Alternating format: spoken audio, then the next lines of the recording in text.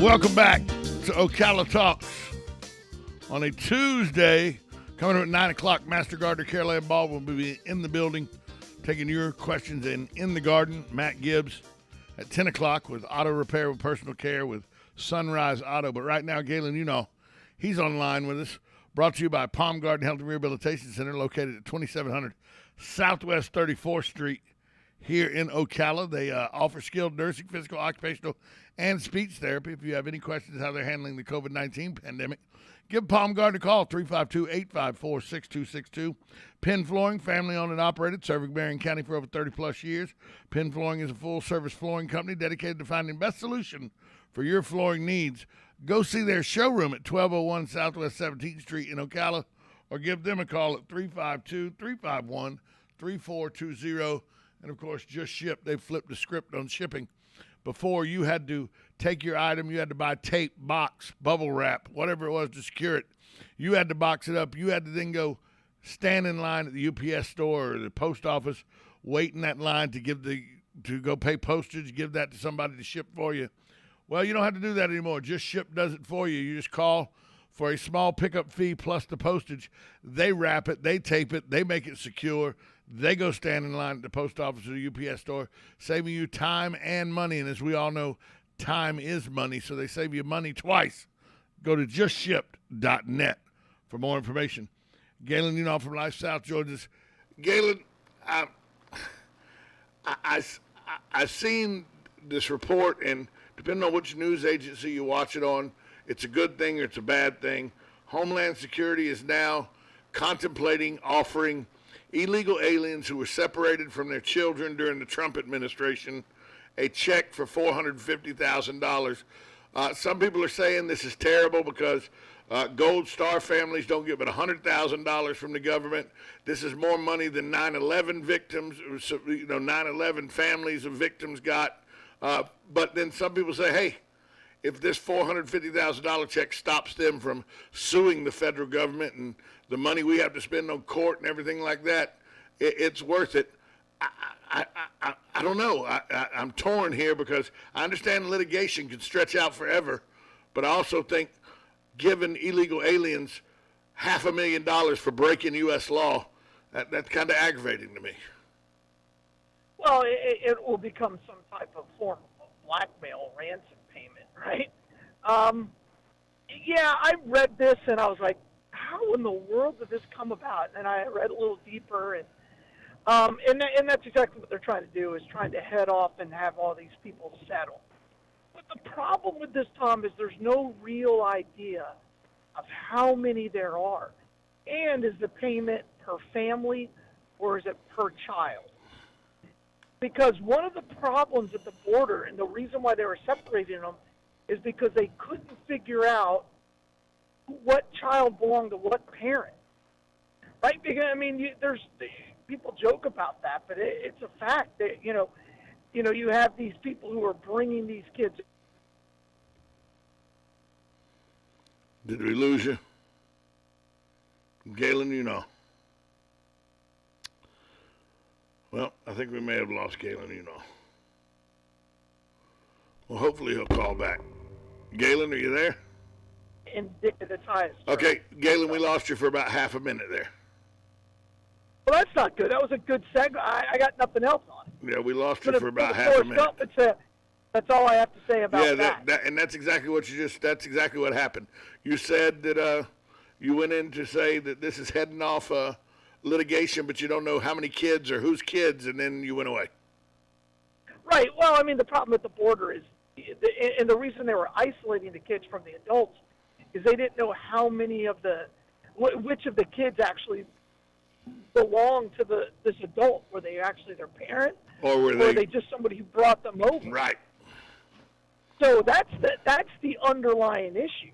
And so how do you make the payment? Do you make it per child? Do you make it per family? Do you make it based on how long they were separated? There's a lot of problems, and what will end up happening is this will just keep getting pushed back, and as long as you can push it back till late June, early July, the elections will dictate which direction it goes. Speaking of And elections, there's an election in Virginia that's pretty big. speaking of elections today, um, Yeah, McAuliffe and Youngkin are going after each yeah. other in Virginia, and this could be a precursor to the midterm elections. Well, I think it definitely is because Virginia is a blue state.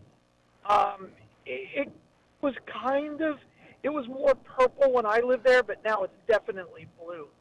And a big reason why is because everybody who lives in Virginia is somehow affiliated with the federal government. And Northern Virginia is where everybody who works for the federal government Lives, yes. Alexandria in the is all Alexandria. Alexandria is all fed. The reason I lived in Alexandria is my in-laws. We lived with my in-laws for a year and a half in a very big house because he was a brigadier general attached to the Pentagon. Correct. Yep. Yep. And that's where all the money is in Virginia. Fairfax is a little more of a middle class town, but even that's become blue. So this is interesting, and it's all about schools. If you look at the biggest issues that people are voting on, it's for control of their schools. I mean, they had that transgender student who raped a little girl, and that's bad enough, but they covered it up. And I think that's the part that everybody is really rallying around. And when the governor says, yeah, you don't really need to know what's going on. And I believe that's what he meant. I absolutely believe that's exactly Well, what he I meant. know that McAuliffe, who's running for governor there, said, you take care of your children when they're at home. We will take care of the children when they're in school. Correct. You don't get to say how we deal with That's them in school. You only get control of your children at home. We are in charge at the school, and you don't get any say in it. Well, and that's what a lot of people believe, right? That you go to once you give us your child, he's our child.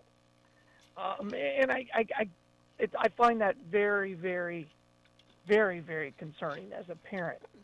And again, a lot of people in Virginia finally figured out what their kids were learning in school while they were being homeschooled. That's when the whole critical race theory came out. They're like, what are you learning? Because everybody is at home and the parents are finally getting involved in their kids' education instead of saying, oh, well, I live in Alexandria. This is a great school system. By the way, They realize that there are people where they don't stand for the flag, or they're facing Mao as they're saying the Pledge of Allegiance, and learning all about communism and capitalism being bad. by the way, That's when this stuff starts. yeah. By the way, if truth be told, if history was taught thoroughly, you would never have critical race theory taught because it would be covered in history. You would. Well, You it depends would, on what you think critical race. I don't know. I've read the book that critical race theory is about. yeah, it doesn't. It basically says black people need a leg up. And I just don't think that's fair. And it's all people of color need a leg up. And my mom would be offended by that. No, what we have in this country is equal opportunity. And if there's a case where you are held back because of your race, then that's against the law. yeah, and we have to fight it. ask a new North Carolina jury that just awarded a white guy Absolutely. $10 million for wrongful termination, and the reason they said he was wrongfully terminated was the only reason they could figure he was terminated was he was a white male. So they awarded him $10 million. And there's evidence, there's data that backs up that your race that you check on your college application can mean anywhere between 150 to 400 points on your SAT. Right? And by the way, that is significant. Huge. Like, that is incredibly significant if you're talking the difference between a 1400 and a 1550. Right? Granted, they're already high, but that's the difference between getting a full ride at MIT or settling at Florida State. Right? That's the difference. So it's interesting the way our society is dealing with race now. So It's And I'm not a big divide guy. I think if we started treating everybody the same and as equals, the world would be a better place. yes, and that just goes without saying. You know, if you don't think that way, you need psychiatric counseling. I mean, Right, but instead people are running to safe spaces, right? Well, what is a safe? Help me out with that. What is a safe space? I have no idea because I remember coming home and I looked like no one else in my elementary school. No, of course not. No You were a brown man in a white neighborhood. That's correct. And no one. But I never once said, "Oh, okay, I need to go to a safe space." I remember going to North Carolina and saying, "Okay, these are my people, and I look like them." But that wasn't ever home to me. So I just don't understand. And my mom would have lost her mind if I ran away from it. You know, you're proud of who you are, and go do your best. And see, I had the as a kid growing up, you don't realize the advantages you have, but I had the advantage of being poor. And people go, "What do you mean? How's that an advantage?" My parents lost their business, their investment business of service stations in the early 1970s. So we had to move to the east side of Jacksonville, which was the poorer side of town. And I had the advantage. You don't think of it as a child's advantage, but I had the advantage as a child to live in a poor neighborhood where I was exposed to poor Hispanics because they were just like us. They just didn't have any money. Poor blacks, they were just like us. They didn't have any money. Poor Asians, they were just like us. They didn't have any money. So I was introduced to a lot of different genres of people that the only thing we had in common was all of us were poor. We all knew what the government cheese box looked like. It was a long brown, good cardboard box. We all knew where the health department was, and that was the dentist we all went to. It was at the health department over off Lim Turner Boulevard.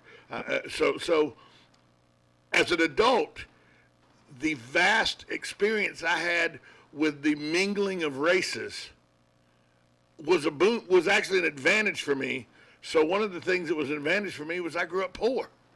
A lot of people don't see that as an advantage, but that introduced me to people I would have never been introduced to if we'd have been a wealthy white family in Jacksonville.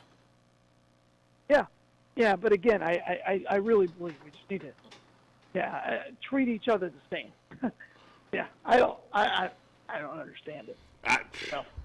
But you and I also had the ability that we could talk to anybody. So that Sure. was an advantage we had as well. Was you and I can overcome and any obstacle, and we could fit in. So that was an advantage you and I had that a lot of people may not have. Is we never saw a situation that we were intimidated by. That's correct. Absolutely correct. Which is another great thing as a child, to not be intimidated by situations or the people around you. I just was never scared. We were just all broke, so I was never worried about any other race. I was never intimidated by any other race. I was never trying to be intimidated with my race. We were all just broke. The one color none of us liked, the one color we all liked was green, but none of us had any of it. That's right. We were just broke people. That was it. But that says a lot about where we are now, because I grew up in the early 70s. I was a kid, first grade, 1970. So I grew up just as we were coming out of the post-segregation era, just as we were coming out of the Jim Crow laws. And so I saw a group of people that mingled, that intertwined, that got to know each other. And now I look around in 2021, and I see people wanting to go back towards segregation, and not forced segregation, chosen segregation. They want to do this on purpose, and I just don't understand it. Harvard wanted to have a black graduation ceremony. Yeah. Wow. They want a black. Unbelievable? Harvard wants a black student union, and I don't understand. Yeah. Dr. King lost his life. Dr. King lost his life fighting for inclusion. And now now they I just don't get it. I don't understand it. It makes no sense to me. And, I can't understand that. and somebody will say, well, it's because you're white, Tom. That's why you can't. That has nothing to do with it. No, I don't think it does. Dr. King fought and lost. At all. Dr. King lost his life fighting for inclusion. Sure. And you see people on a daily basis wanting to go back towards segregated lifestyles, and I just don't understand that thought process. I'm with you there, Tom. Completely with you there. So the World Series gets back underway tonight. The Atlanta Braves travel to Houston to play the Houston Astros. 2 games to go. The Astros down 3-2, but they won the game the other night in going away in Atlanta. Atlanta's just got to win one. Houston's got to win both. But I feel like as an Atlanta fan, and I know that, momentum's only as good as the guy that takes the bump the next game, but I just feel like the pressure is now on Atlanta to win tonight, because if it goes to Game 7, I think that then because Houston's got nothing to lose. Houston just can let it all hang out. They can use everybody on the bench. They don't have any kind of hang-ups. I think the pressure is squarely on the Braves to win tonight, or Houston then I think has all the advantage in a Game 7. Well, that's a loser mentality. You well, go out I'm a Braves and Falcons. I'm a Braves, Falcon, and Gators fan. Okay, come on. Well, yeah, you just go out there and you play hard, and you take it one game at a time. You don't look ahead.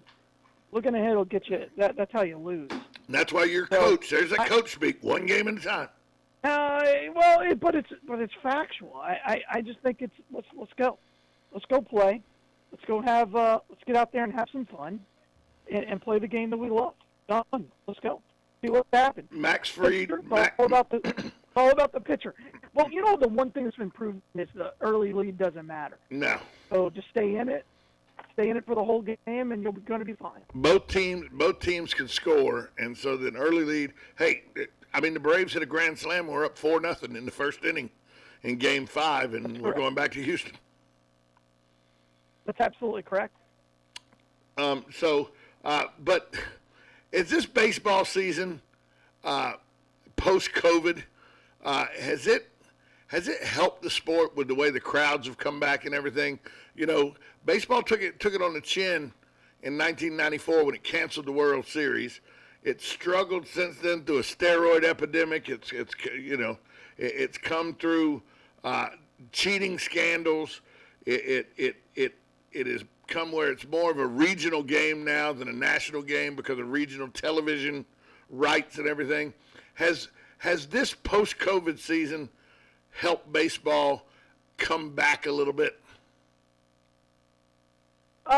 No. I think the ratings have always been good.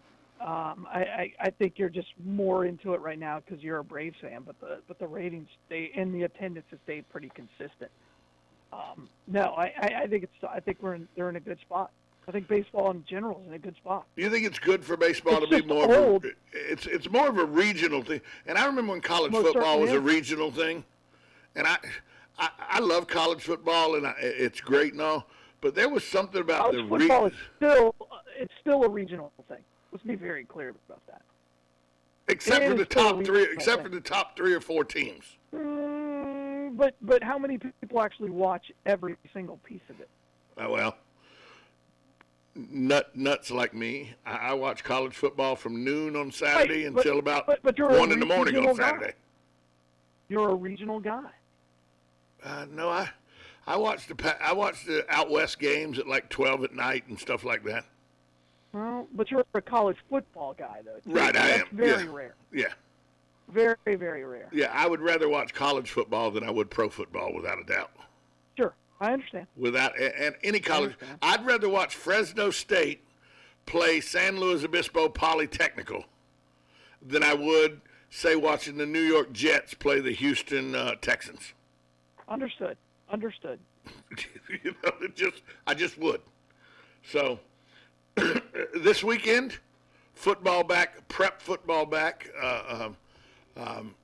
The North Marion Colts have won. They've already qualified for the playoffs, I believe. Is that correct? They haven't locked it up yet, but they're close.